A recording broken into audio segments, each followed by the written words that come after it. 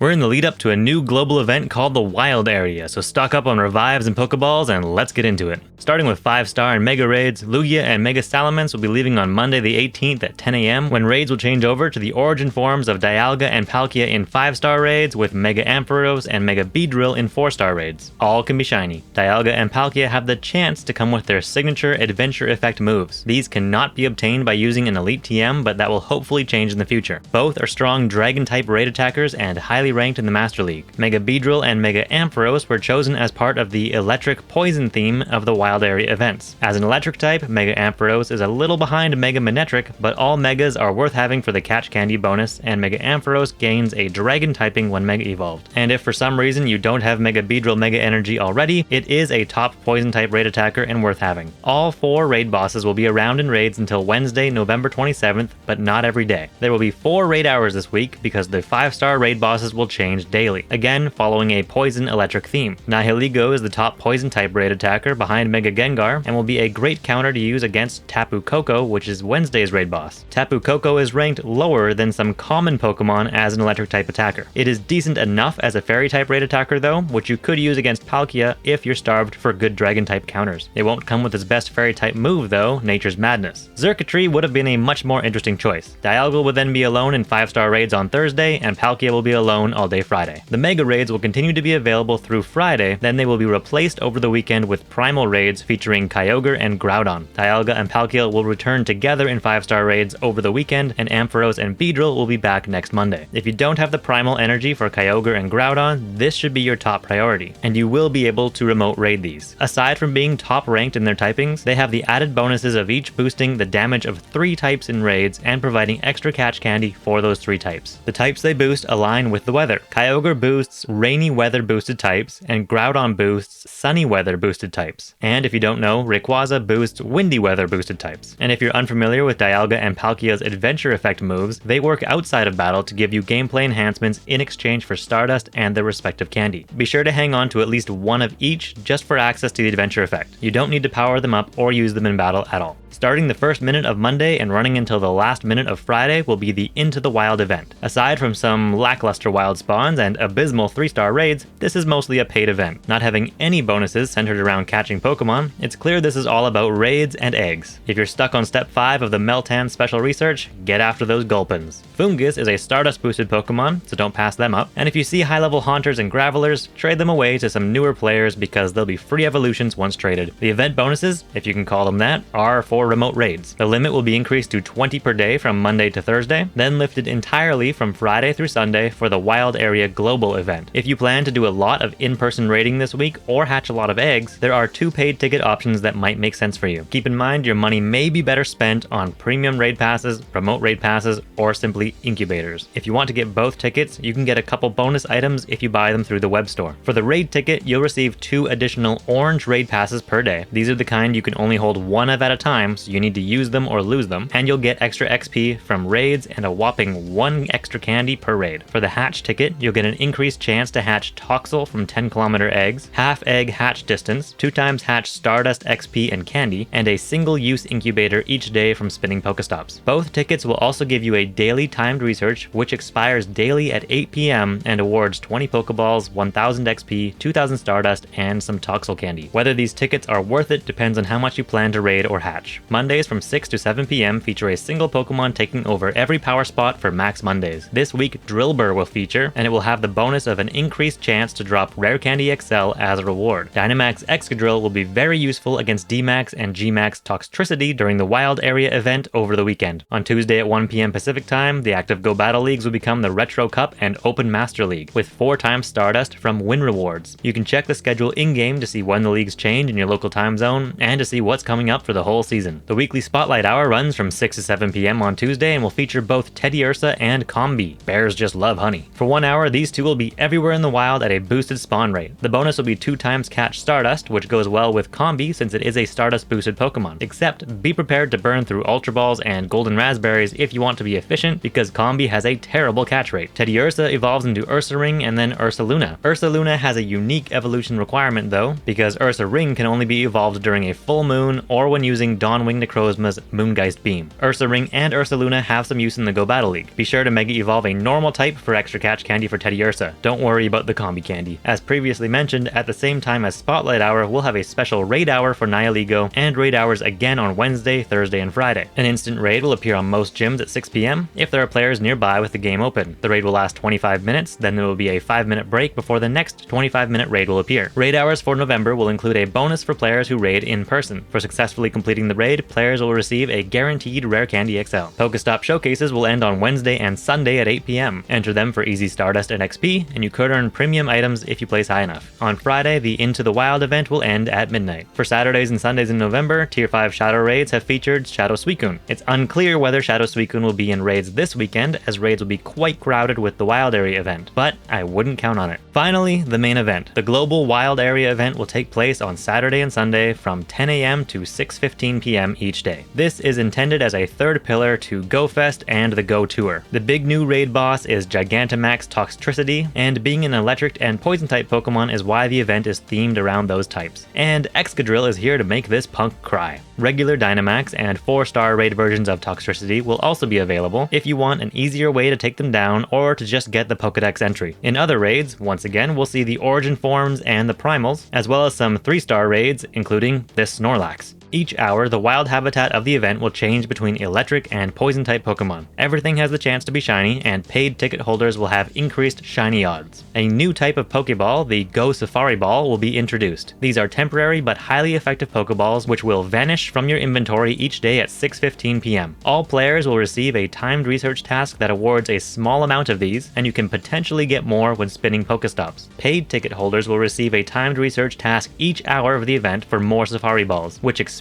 each hour, so you need to constantly be claiming these throughout the event. These balls will have a much better catch rate than normal, with their intended use being for mighty Pokemon. These will be fully evolved Pokemon found in the wild, which are more likely to have high stats, are more likely to be XL or XXL, and they'll be more difficult to capture. They'll also have the chance to be shiny, and a handful of them will come with their featured attacks, which were introduced during previous events and normally require elite TMs to obtain. You can also evolve Pokemon into these final forms to get the featured attack. Of note, Venusaur, Poliwrath, Gyarados, and Feraligatr all benefit greatly from their special moves in the Go Battle League. Feraligatr especially is a monster in PvP. If you have these in their unevolved forms and have been waiting for the chance to evolve them to get their moves, tag them now and make sure you do it before the event is over. The other free bonuses for the event are as follows. The daily limit for collecting max particles will be increased to 1600, which is double the usual amount of 800. Lures will last for 2 hours. Toxtricity, the Origins, and the Primals have a chance to be caught with special backgrounds. Field research will be themed around the 2 habitats, and if it's like Go Fest, those will refresh each hour. And finally, there will be a unique snapshot encounter each day with either Popstar or Rockstar Pikachu. Party Play and Routes will also have minor bonuses awarding encounters and candy. Paid ticket holders get some more bonuses for shelling out $12 US. First, you'll choose a path for a special research story, either electric or poison. Each path will have slightly different rewards and grant different bonuses during the following week if you complete it on time. Monday the 25th through Friday the 29th of next week, you will receive a timed research story each day that expires at 8 PM. Your Pokemon will do 2 times damage for either electric or poison type attacks in raids, gyms, and max battles. And Team Go rocket balloons will appear more often. For the damage boost, the only use I can see is poison against Zacian. Aside from all that, ticket holders will have these additional active bonuses during the Go Wild event. Increased max particles from walking and power spots, a daily collection limit of 3200 MP, which is 4 times as many as usual and enough to do 4 Gmax battles per day, an increased chance of encountering shiny Pokemon, collection challenges rewarding Pop and Rockstar Pikachus, 2 times catch candy, 1/2 egg hatch distance, 2 times hatch Stardust XP and candy, up to 5 raid passes each day of the kind you need to use in person and can only hold 1 of at a time, an additional 5000 XP from raids, 1 additional Candy XL from raids above 3 stars, 6 special trades per day, reduced Stardust cost for trades, and 3 snapshot encounters per day with the costume Pikachus, which can be shiny.